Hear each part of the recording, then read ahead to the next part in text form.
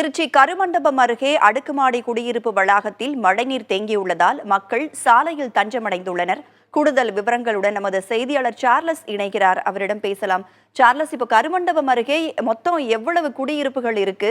அந்த மழைநீரை அகற்றும் பணியில மாவட்ட நிர்வாகம் ஈடுபட்டிருக்கா? இந்த தகவல் மாவட்ட நிர்வாகத்தினுடைய கவனத்திற்கு கொண்டு செல்லப்பட்டதா? முதலில்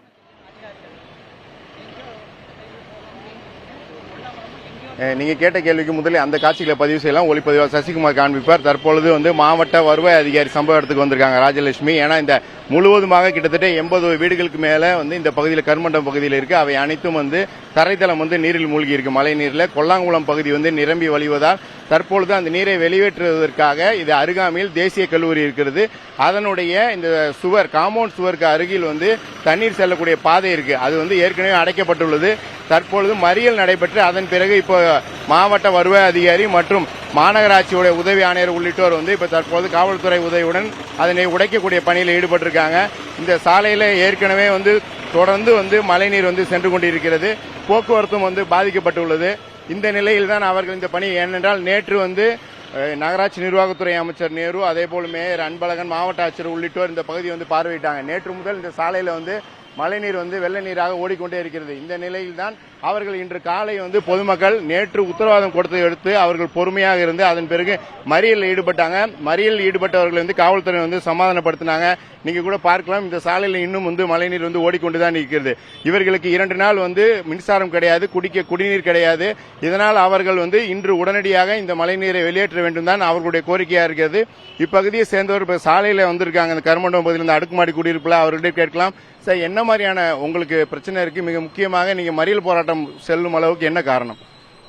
நாங்க இந்த பகுதியில் 25 வருஷமா இந்த அபார்ட்மெண்ட்ல இருக்கிறோம். எங்களுக்கு இந்த அளவுக்கு தண்ணி வந்ததே கிடையாது. கிரவுண்ட் ஃப்ளோர் முழுவதும் கிட்டத்தட்ட ஒரு 125 வீடு தண்ணியில மூழ்கி நிக்குது. மேல உள்ளவங்களுக்கு லிப்டோ கரண்டோ தண்ணியோ இல்ல. எல்லாரும் அப்படியே கஷ்டப்பட்டுக்கிட்டு நேத்து காலையிலிருந்து எல்லா அதிகாரியும் வந்து பார்த்துட்டு வேலை ஒழுங்கா நடக்கல. இங்க சும்மா அப்படியே லேசா ட்ரில் போறாங்க. நேஷனல் காலேஜில் சரியான வாய்க்கா போச்சுங்க. அந்த வாய்க்கால எங்களுக்கு எடுத்து கொடுக்கணும்.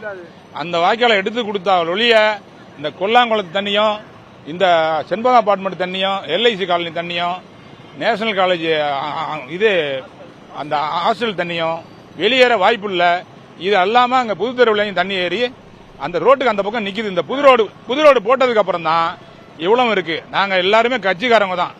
ஆனாலும் மந்திரி தொகுதியில் நாங்க நேற்று காலையில இருந்து வெயிட் பண்ணி பார்த்துட்டு இப்ப ரோட்டுக்கு வந்துட்டாங்க. முக்கியமாக ஒரே ஒரு தகவல், பெண்கள் இப்ப என்ன மாதிரியான சிரமத்துக்கு ஆளாயிருக்காங்க? சார், வீட்டுல தண்ணி பிரச்சனை முக்கியமா இல்ல, கரண்ட் இல்ல. வெளியில இறங்கணும் அப்படின்னா முட்டிக்கு மேல தண்ணி நிக்குது. அதனால அத்தியாவசிய தேவைகளே எதுவுமே இல்லாம இருக்கு. 15 வருஷத்துக்கு மேல இங்க நாங்க இருக்கோம். இது வரைக்கும் இப்படி தண்ணி நின்னதே இல்ல. நம்ம நீர்நிலைகளை ஆக்கிரமிக்கிறது தான் இதுக்கு ரொம்ப பெரிய முக்கிய காரணமா இருக்குது. அதிகாரிகள் உடனே இதுக்கு ஏதாவது நடவடிக்கை இல்ல. குழந்தைங்க வெளியில வர முடியல, பால் வாங்க முடியல, அத்தியாவசிய தேவைகளே எதுவுமே பண்ண முடியல. வயதானவர்கள் இங்க இருக்காங்க இந்த குடியிருப்புல, அவங்களுக்கு உடல்நல பாதிப்பு இருக்கு. அப்படின்னா வெளியில வரலான்னா அது வர முடியல. எவ்வளவு விரைவில் இவங்க நடவடிக்கை எடுக்கிறாங்களோ எடுத்தா இது நல்லா இருக்கும். மிக முக்கியமாக அதாவது இங்க இப்ப தற்போது மாவட்ட வருவாய் அதிகாரி ராஜலட்சுமி அவர்கள் வந்திருக்காங்க. மாநகராட்சியோட உதவி ஆணையர் உள்ளிட்டோர் இப்ப தற்போது அந்த நீரை வெளியேற்றுவதற்கான பணியில அவர்கள் நேரடியாக கண்காணிப்பில் ஈடுபட்டிருக்காங்க.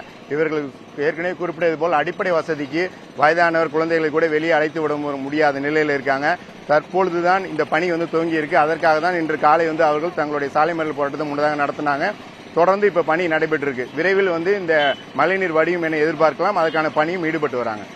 தற்பொழுது இந்த பணிகள் தொடர்ந்து நடைபெற்றுக் கொண்டிருக்கின்றன. முன்னெச்சரிக்கை நடவடிக்கையாக முன்பே இந்த பணிகளை மேற்கொண்டிருந்தால் இந்த சம்பவங்களை நாம் தவிர்த்திருக்கலாம். தகவல்களை வழங்கியமைக்கு நன்றி சார்லஸ்.